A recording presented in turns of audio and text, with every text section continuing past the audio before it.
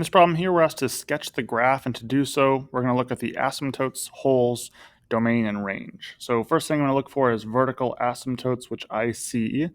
There is one at x equals -2 because that makes the denominator 0.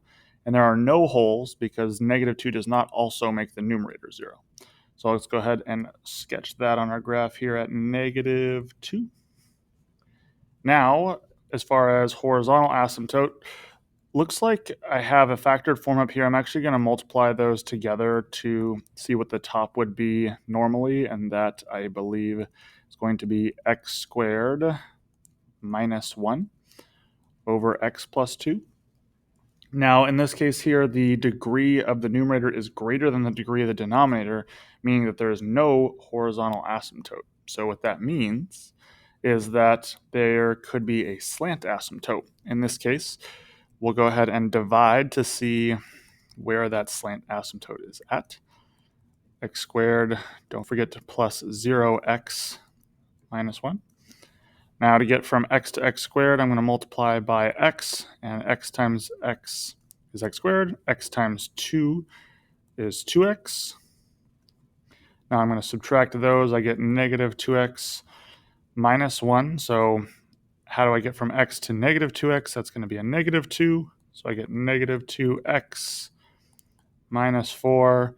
I subtract these and just get 3.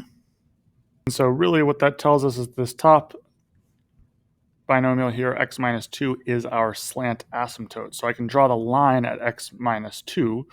So y-intercept of -2 looks like we have a slope of 1. So it is going to look like this. So there's our slant asymptote, which our graph is not going to connect with. So next is we don't have a horizontal asymptote, obviously. So next we're going to go ahead and sketch this graph by plugging in some numbers to see what happens on the left side of the vertical asymptote and the right side, because our domain here, going to go ahead and do this in set notation. Basically, x can be anything but -2. So what I'm going to do is I'm going to plug in some numbers here to see what happens on this side here. So if I plug in, let's say -4, I'm going to get -4 squared minus 1 over -4 plus 2. -4 squared is 16.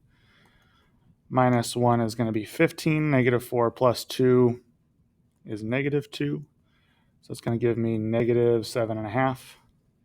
So what that means is that when y is -4, we get -7.5 right here.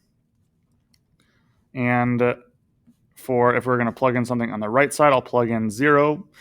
Again, I'm running out of room here. Let me do it on the left. 0 minus 1 over 0 plus 2. It gives me -1/2. So when x is 0, y is -1/2. So what that means is that our graph is going to look something like this. Again, at this point, we're sketching, not being perfect here, but we know where they're at. So my graph there is in pink. I have my domain and my asymptotes and my holes, and we're all finished here.